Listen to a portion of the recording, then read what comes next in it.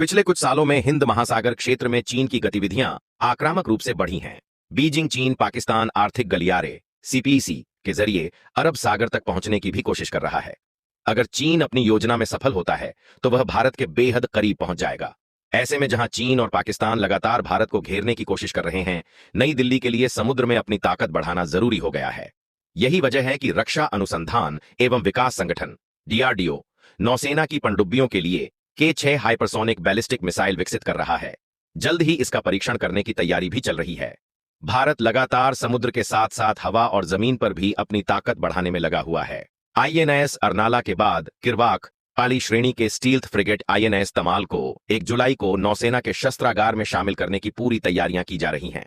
इस परियोजना की कुल लागत 21,000 करोड़ रुपए आंकी गई है। इसके साथ ही पनडुब्बी परियोजना में हजारों करोड़ रुपए का निवेश किया जा रहा है। इसके साथ ही डीआरडीओ अरिहंत श्रेणी की पनडुब्बियों को भी बेहद आधुनिक बना रहा है। इस दिशा में 1 दशक से भी अधिक समय से लगातार काम चल रहा है। 6 श्रेणी की हाइपरसोनिक बैलिस्टिक मिसाइल विकसित करने में लगा है। K6 पनडुब्बी से दागी जाने वाली बैलिस्टिक मिसाइल SLBM है। इसमें कई ऐसी खूबियां हैं जो इसे ब्रह्मोस क्रूज मिसाइल से भी ज्यादा खतरनाक और मारक बनाती हैं।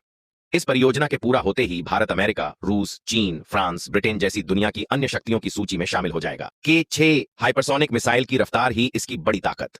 भारतीय रक्षा अनुसंधान विंग ने ब्रह्मोस क्रूज मिसाइल परियोजना से जुड़े एक पूर्व वैज्ञानिक के हवाले से K6 हाइपरसोनिक बैलिस्टिक मिसाइल के बारे में अहम जानकारी दी है। उनके मुताबिक इसे समुद्र में दुश्मनों के खिलाफ पनडुब्बियों से दागा जा सकता है। यह मिसाइल 7.5 मैक यानी करीब 961 किलोमीटर प्रति घंटे की रफ्तार से लक्ष्य की ओर बढ़ सकती है। K6 श्रेणी की बैलिस्टिक मिसाइल की गति इतनी अधिक है कि दुश्मनों को प्रतिरोध करने का मौका नहीं मिलेगा। गौरतलब है कि पाकिस्तान की गले की नस और पाकिस्तान की अर्थव्यवस्था की रीढ़ कहा जाने वाला कराची अरब सागर तट पर स्थित है। यह भारत की समुद्री सीमा के बेहद करीब स्थित है। ऐसी विपरीत परिस्थिति में भारत एक झटके में पाकिस्तान की अर्थव्यवस्था की कमर तोड़ सकता है। इसकी रेंज इतनी है कि पूरा पाकिस्तान इसकी जद में है। इस तरह से देखें तो पूरा पाकिस्तान K6 की रेंज में होगा। भारत पहले ही K3 रेंज 1000 से 2000 किमी, K4 रेंज 300 किमी और K5 रेंज 5000 से 6000 किमी SLBM का सफल परीक्षण कर चुका है।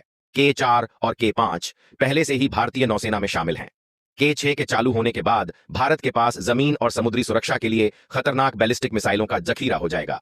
समुद्र तल से K6 और जमीन से अग्निफाइट ICBM किसी भी दुश्मन को पल भर में तबाह करने में सक्षम होंगी।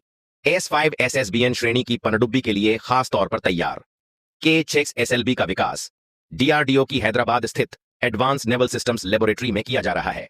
बताया जा रहा है कि यह पनडुब्बी 12 मीटर लंबी और 2 मीटर चौड़ी होगी।